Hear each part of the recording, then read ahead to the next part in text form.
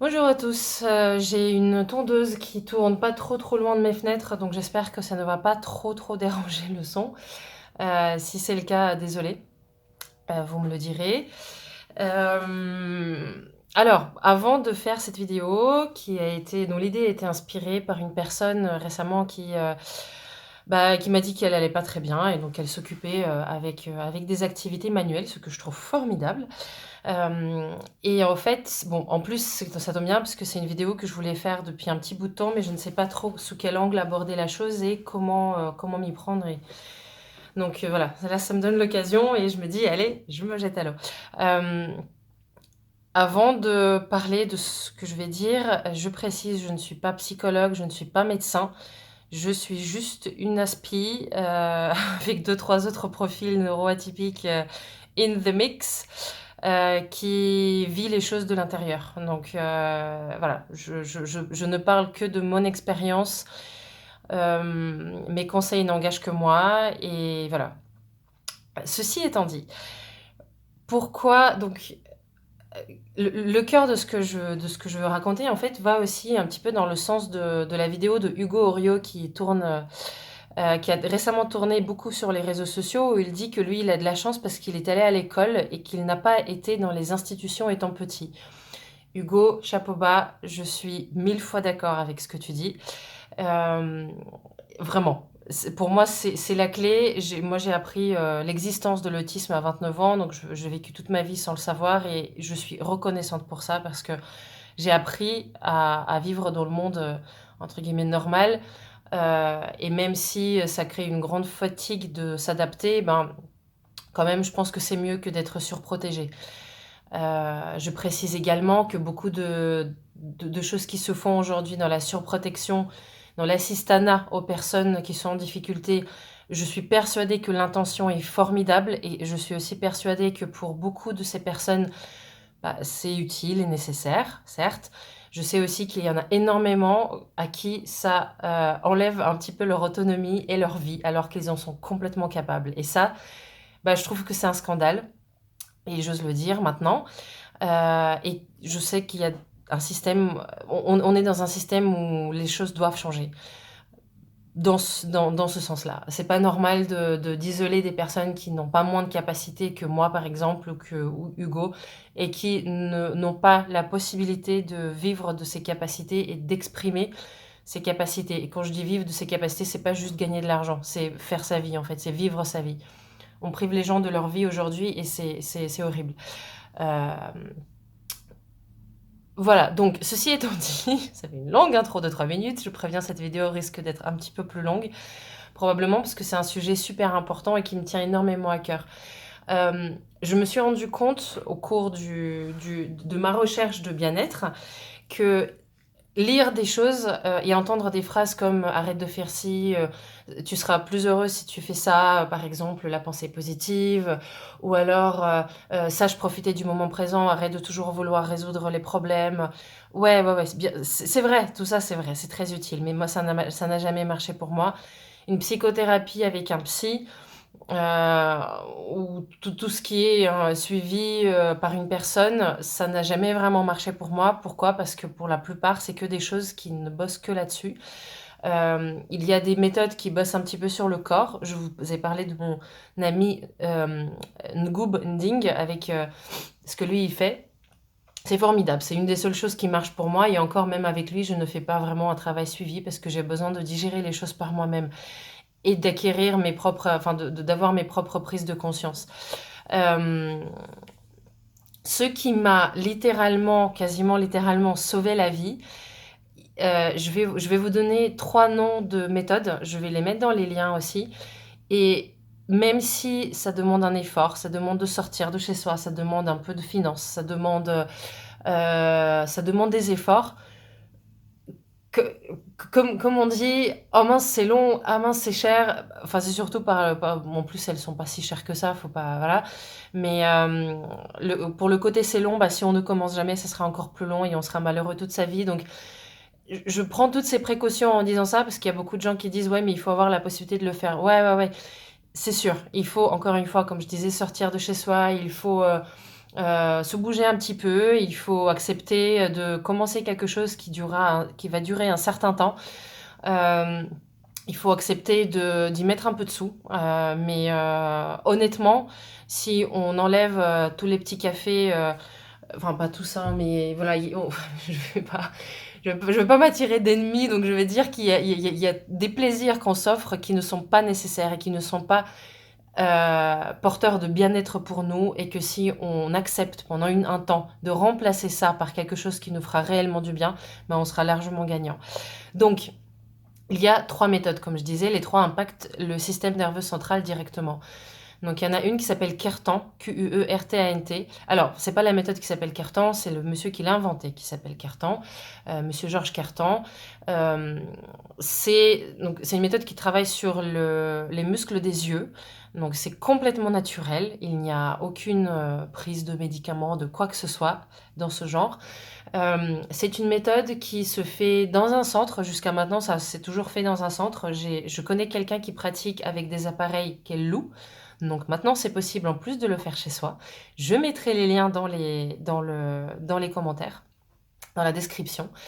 Donc c'est une méthode qui travaille sur... Ça va pas mal travailler sur notre système sensoriel. Ça, pour moi, ça a été extraordinaire. C'est pas que je suis devenue moins hypersensible, je suis toujours hypersensible, mais le côté pénible de cette hypersensorialité a été très largement apaisé. Et ça, c'est le jour et la nuit. Pour moi, il y a un avant et un après, clairement. Ça m'a aussi donné l'impression de marcher sur un sol qui ne risque pas de s'écrouler à chaque instant sous mes pieds, émotionnellement parlant. Donc ça m'a donné une stabilité et une capacité à gérer le stress qui était vraiment... qui sont extrêmement différents de ce que je connaissais avant, de par mon fonctionnement voilà, avant cette méthode.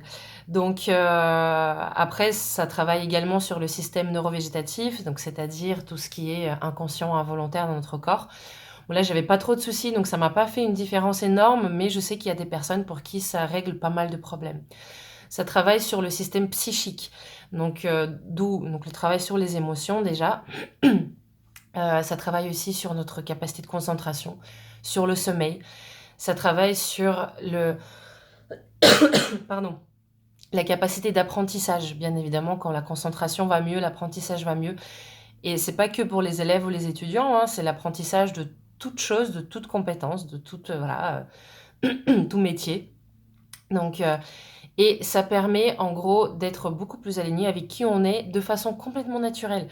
Cette méthode marche bien en combinaison avec quelque chose qui nous permet de faire des prises de conscience. Donc, une thérapie, pourquoi pas, ou je ne sais pas, enfin, ce qui vous convient en fait. Ça peut être un psy, ça peut être un coach, ça peut être un Gubending, ça peut être peu importe, mais quelque chose qui accompagne le travail qui se fait vraiment, le travail physiologique qui se fait, qui l'accompagne de façon aussi intellectuelle pour permettre de conscientiser le progrès et d'avoir les prises de conscience.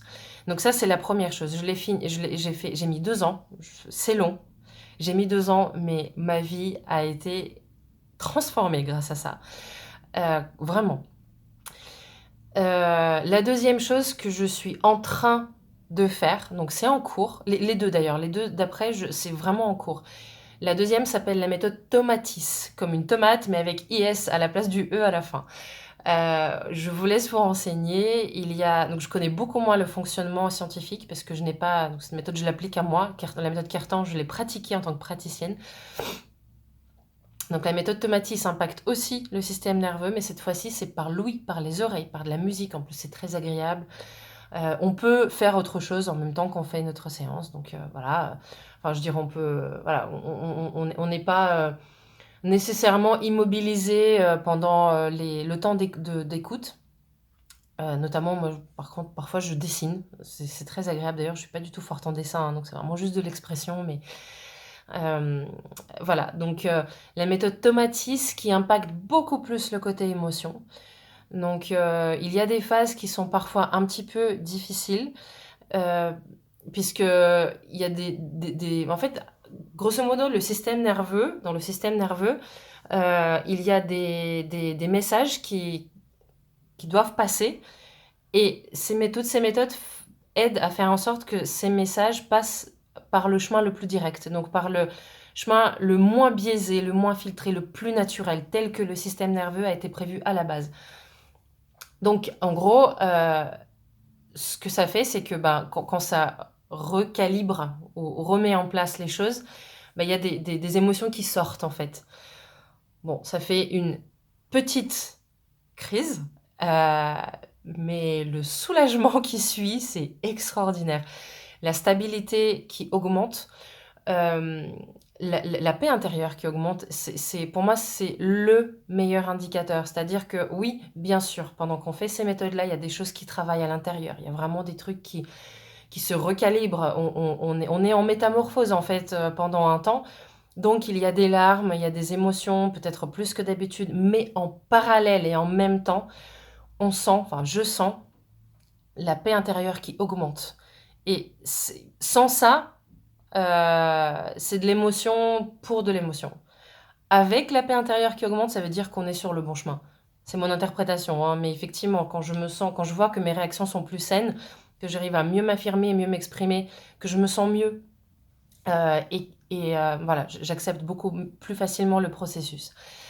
Donc Tomatis. Et la troisième méthode s'appelle la méthode MLC, méthode de libération des cuirasses. Alors je vois que ça fait déjà 11 minutes 30, donc je vais m'arrêter. MLC, c'est peut-être... donc là pour le coup, donc pareil, je crois que pour retrouver les infos, vous pouvez taper dans Google MLC Asso France, Asso comme association. Vous trouverez pas mal de praticiens un petit peu partout. C'est la même chose, mais là, cette fois-ci, c'est un travail corporel qu'on fait soit en individuel, soit en groupe. C'est un travail formidable, tout en douceur. Même les personnes qui ont beaucoup de douleur dans le corps peuvent le faire parce que c'est pas un sport, c'est extrêmement doux. Certains mouvements sont quasiment imperceptibles. Et pareil, en fait, ça libère des émotions, mais ça libère... En fait, c'est les mêmes effets que pour les deux méthodes d'avant, mais c'est juste un autre point d'entrée. Et je vois à quel point faire ces trois méthodes-là, soit l'une à la suite de l'autre, soit en parallèle, en fait, ça permet d'impacter le système nerveux par plusieurs angles différents, et donc le travail se fait plus vite, il se fait mieux, il se fait plus en profondeur. Il y a tellement de personnes qui me disent que je suis assez calme, que je suis sereine. Intérieurement, c'est pas forcément toujours le cas et j'ai toujours mes traits Aspi, hein, enfin clairement. C'est juste que j'arrive à dissocier le trait Asperger, le trait autistique, du problème psychologique qui vient se rajouter par-dessus. Et le problème psychologique, il est réglable. Le trait Asperger, non. Bon, on n'est pas là pour le régler, on n'est pas là pour se guérir. Hein, on n'est pas là pour se guérir, pardon. C'est très beau, je ne vendrai pas mon autisme pour rien au monde. Mais le problème psychologique qui vient avec, si, j'ai hâte de m'en libérer, vous voyez, et je suis sûre que c'est pareil pour vous, même si des fois on s'accroche un petit peu trop à nos problèmes, mais cela dit, quand on commence à goûter à ce que la vie est sans ces problèmes-là, on y va à 3 fois plus vite. Donc, ces méthodes-là ne, ne font pas autre chose que de nous permettre d'être plus qui on est, de l'assumer et de l'affirmer. Qu'on soit autiste, 10, TDA, TDAH, hypersensible, hyperactif, je l'ai dit, HPI, enfin, peu importe, ou rien de tout ça. Ces méthodes-là nous permettent d'être qui on est, d'être fidèle à qui on est, d'assumer, d'affirmer qui on est, et de faire profiter le monde de qui on est. Et de profiter soi-même de tout ça. Voilà, donc je vous embrasse, je vous souhaite une belle journée. Cette vidéo est un peu longue, mais c'est super important, c'est juste primordial. Et pour nous les atypiques, ça l'est encore plus. Parce que comme dit Ngoob, une personne hypersensible, c'est comme un voilier avec une voile énorme. On ne cherche pas à réduire la taille de sa voile, surtout pas. Par contre, on cherche à l'aider à mieux amarrer cette voile parce que là, pour le coup, c'est la vitesse de la lumière, mes amis. Et c'est ça c'est beau, c'est la liberté d'être. C'est dans ce sens-là que j'ai envie d'aller.